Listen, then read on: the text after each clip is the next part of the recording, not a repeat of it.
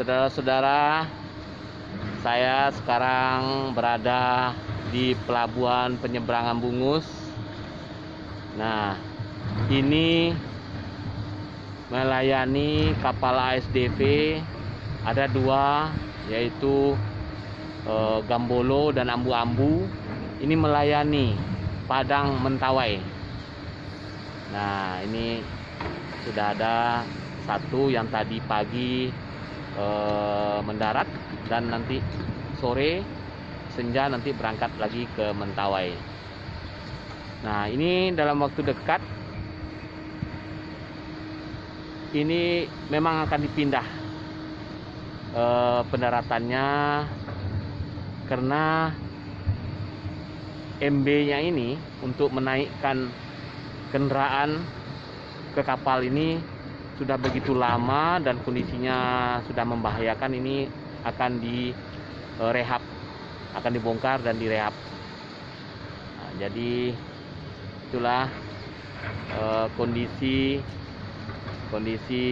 di pelabuhan penyeberangan Teluk Bungus ini.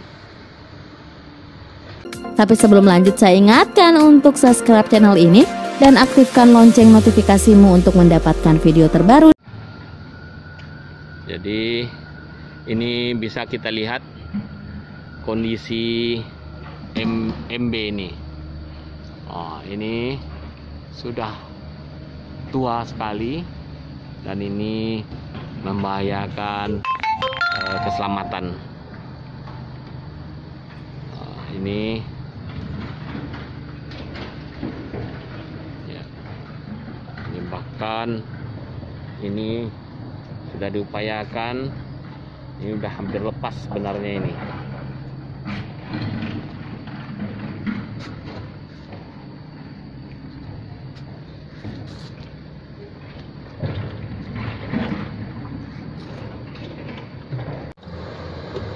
Saudara-saudara, ini kegiatan eskavator mulai bekerja, yaitu dalam rangka membangun satu dermaga lagi. Jadi kalau ini kita sebut dermaga 1 yang lama ini, dan akan direhab dari pelabuhan penyeberangan Bungus ini. Kemudian ini di sebelahnya sedang dibangun oleh Kementerian Perhubungan satu dermaga lagi, dermaga 2. Kemudian nanti akan menyusul bangunan-bangunannya juga akan dibikin modern demi peningkatan pelayanan di bidang perhubungan laut ini. Ini yang sedang sandar adalah salah satu kapal ASDV Gambolo yang melayani rute Padang Mentawai. Ini sekarang sandar di dermaga 1.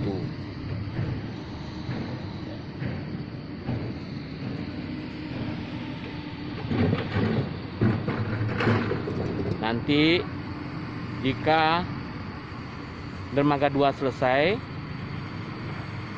kapal dermaga 2 itu akan sandar di sebelah. Seperti kondisi sekarang ini kapal Gambolo ini, nah nanti akan di sebelahnya, ya seperti terbayang oleh kita, seperti di terminal bus berjejer, bisa parkir di pelabuhan ini. Nah, sementara sampai akhir Desember dalam rangka perbaikan rehabilitasi dari dermaga 1, tentu saja kapal ASDV nanti akan dipindahkan sementara di Pelabuhan Perikanan Samudra PPS. Nah, itu memang tidak ada tempat dermaga permanennya untuk kapal ASDV, tapi kalau kita lihat ini di batu-batu itu nanti akan dibenahi sedikit, mungkin dicor sehingga akan bisa naik kendaraan. Sebenarnya dengan kondisi seperti ini sebelumnya juga sudah sering naik kendaraan alat-alat berat, eskavator yang ingin ke Mentawai dinaikkan dari PPS ini. Nah, melalui ini. Jadi insya Allah pelayanan ke Mentawai, demikian sebaliknya. Sementara perbaikan dari September sampai Desember ini tetap ada di Bungus. Nah, ini adalah pelabuhan perikanan Samudra Bungus. Kapal-kapal samudra nelayan di sini pendaratannya.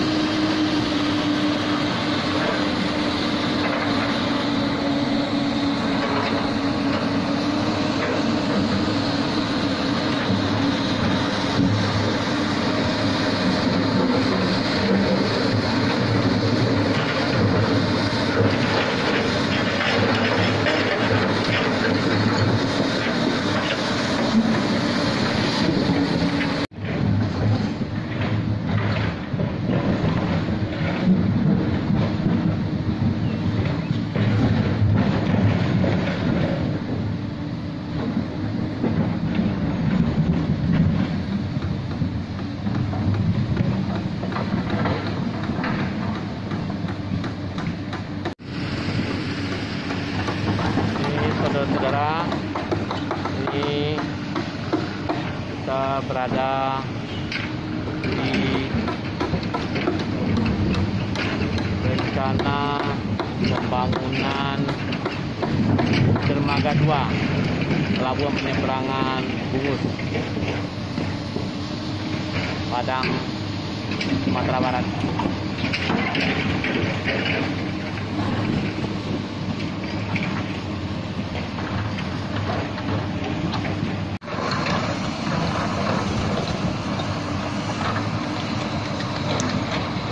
Ini sedang membuat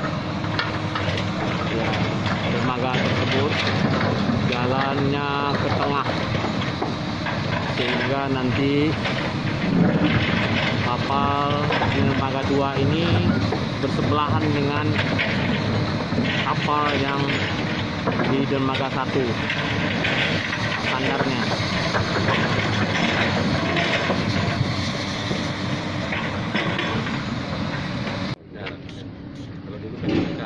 PT Kanwil nih Pak. Oh, PT Kanwil begitu ada perubahan dari otonomi daerah. 94 Ya, 94 ini dari ujungnya PT Kanwil. PT Kanwil ya. Iya. Di Badan Kapal. Ini nanti kita sistemnya pakai hidrolik Pak. Ya, kita hidrolik. Ini udah ada, itu kayak ini. Siap sudah. Kita udah ada. 5,9 M. Ya, siap. Udah ongoing, proses ya. Ya. Bukan baru muatan. Ada proses Pak. Sebenarnya udah ada proses itu karena udah berjalan. Saudara, ini kita berada di atas kapal Gambolo. Itu saat kunjungan Bapak Umar, staf ahli Kementerian Perhubungan, meninjau pembangunan dermaga 2 pelabuhan penyeberangan Bungus dan juga rencana rehab MB dari dermaga 1. Ini kunjungan beliau untuk melihat kegiatan pembangunan dan juga pelaksanaan pelayanan ASDP di Pelabuhan Penyeberangan Bungus. Plus healthy, kesehatan. Suka nggak suka ada undang-undang karantina, ada PP-nya. Itu kan ada SE dari Dirjen Laut, ya Pak ya. Kemudian Dirjen Darat juga, kual tentang SDP bagi Pak Dirjen Darat. Itu jangan lupa-lupa dipelajari dan disosialisasi dan dilaksanakan.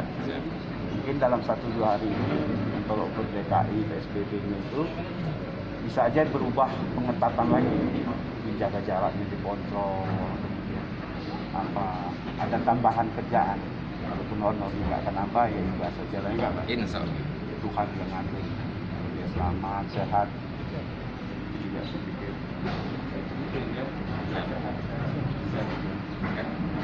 Sama kru yang lain ya. Ya, tolong ya. Kerja ikhlas saja. Jangan mikir, waduh ini bonusnya bisa turun untuk ini lagi. Alat, Pak. Alat. Saya mancing aja. Soalnya stunting aja komisarisnya udah masa belum kan kayak gitu. Kalian, dia kami selaku kapasitas saya selaku dari wakil dari Kementerian Perhubungan, saya Umar Aris, staf ahli bidang hukum Kementerian Perhubungan, salah satu eselon 1 di sana. Kita punya kewajiban melakukan monitoring ke lapangan. Ada beberapa hal yang kita lihat.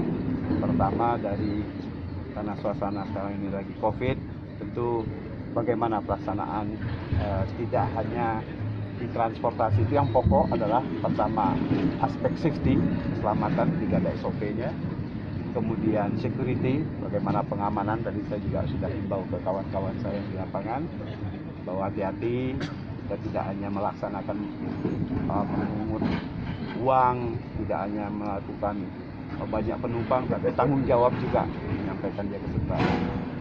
Kemudian dari services sudah ada SPM-nya, standar pelayanan minimal, sudah dipatuhi oleh kawan-kawan saya, wakil regulator sini ada Bapak Kepala BPTD dan jajarannya, dan Sah Bandar juga di bagian tidak terpisahkan dari keselamatan lalu monitor, dan tentu operator Pak Pandir JM yang ada di angkutan ini. Jadi selain safety, security, dan services harus comply, tambah lagi sekarang dengan healthy, yaitu faktor kesehatan. Kita ketahui COVID-19 ini belum selesai, kita nggak tahu, hanya bisa berdoa. Itu aspek-aspek ini yang selalu kami ingatkan dari Pak Perhubungan, dari Dirjen Darat, Dirjen Laut, dan Sekjen, jajaran eselon 1 mengawal betul bahwa ini jangan diabaikan. Antara lain sederhananya ya cuci tangan, jaga jarak, kemudian apalagi masker kayak gini. Jadi pokoknya kita berusaha lah, dia itu Allah.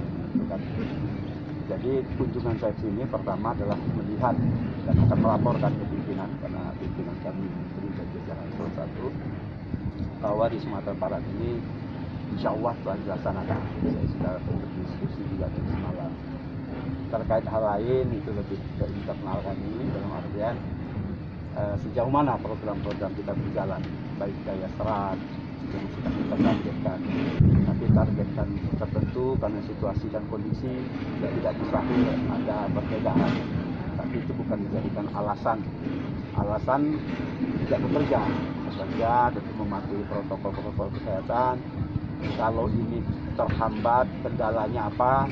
Apakah kendalanya karena kemampuan manajerial kawan-kawan saya?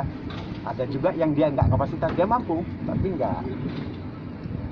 Bukan kewenangan kami, Pak. Tolong lambungkan ke atas. Inilah yang salah satu saya minta masukan untuk saya laporkan sesuai prosesnya di tingkat mana. Kalau memang di tingkat Pak Dirjen, tingkat Pak Menteri, ini ada juga Pak Kadis dari